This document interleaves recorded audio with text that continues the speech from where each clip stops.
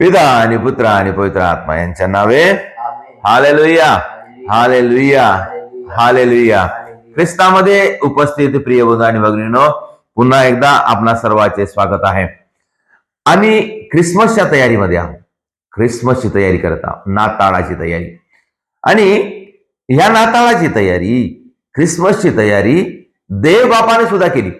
देव बापाने कशा प्रकारे तयारी केली की येशूला पाठवण्याच्या आधी सर्व मानवजातीला येशू येण्याची चाहूल लागावी, त्याची बातमी मिळावी, त्यांचा संदेश मिळावा म्हणून देव बापाने सर्वात आधी योहानाला पाठवलं.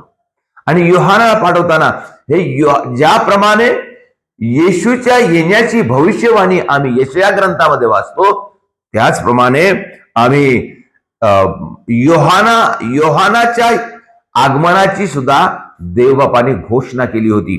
आणि अशा प्रकारे सांगितलं होतं, यशया संदेशाच्या ग्रंथात लिहिले आहे की पहा, मी आपल्या दूताला तुझ्या पुढे पाठवतो, तो तुझा मार्ग तयार करील.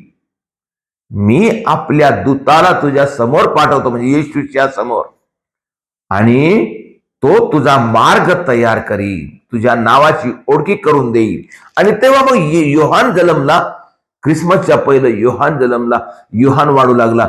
आणि योहानाने काय संदेश दिला आपण पाहूया. योहानाचा संदेश आपण मत्तयाची शुभवर्तमान अध्याय 3 ओवी 2 मध्ये आम्ही वाचतो. योहान काय म्हणत आहे, सर्व लोकांना बोलावून आमंत्रण करून घोषणा करून तो म्हणत आहे पश्चाताप करा, कारण स्वर्गाचे राज्य जवळ आले आहे. म्हणजे येशू येत आहे.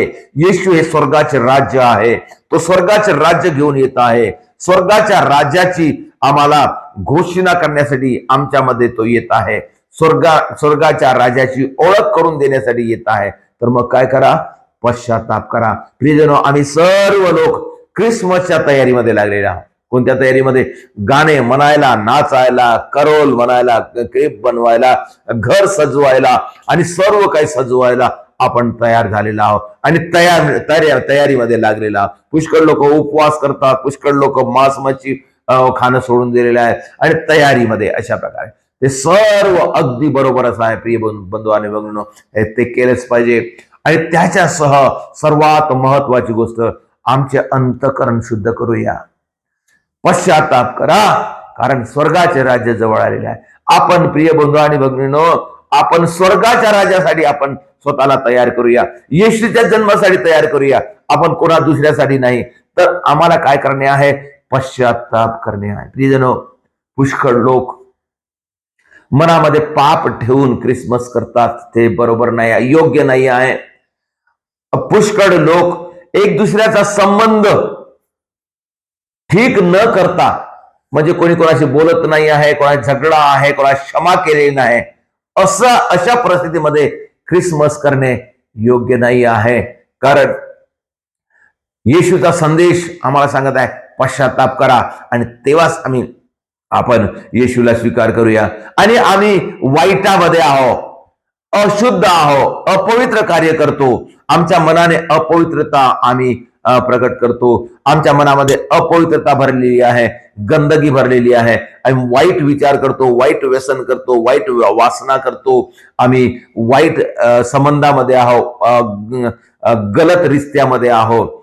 ह्या सर्व गोष्टी अपवित्र आहेत. आणि त्याच्यासाठी प्रभूला स्वीकार करण्यासाठी स्वतःला तयार करा.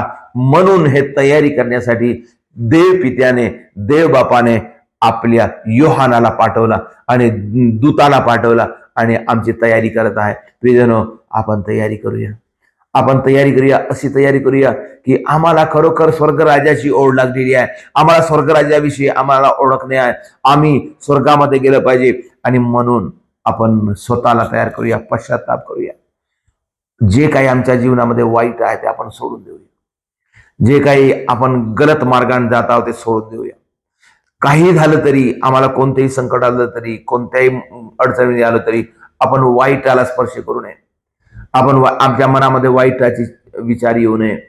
आम्ही अपवित्रतेला आपण आमच्या जीवनामध्ये जागा देऊ नये. आम्ही खोटेपणाला आमच्या जीवनामध्ये जागा देऊ नये. आम्ही वाईटाला आमच्या जीवनामध्ये जागा देऊ नये. आपण सत्य बोलावं. आपण एक दुसऱ्याला चांगले मार्गदर्शन करावं. एक दुसऱ्याची सेवा करावं. त्याच्या मदतीला जावं. त्याला येशूचे वचन सांगावं. अशा प्रकारे आपण स्वर्ग राज्याची तयारी करूया. आणि हा नाताळ आम्हाला चांगल्या प्रकारे होण्यासाठी, एक पवित्रता आमच्या जीवनामध्ये येण्यासाठी, एक शुद्ध जीवन जगण्यासाठी, आम्हाला प्रेरणा मिळण्यासाठी आपण तयार करूया. आणि अशा भावनेने आपण नाताळ साजरा करूया. येशूला स्वीकार करूया. येशूला आमच्या जीवनामध्ये स्थान देऊया.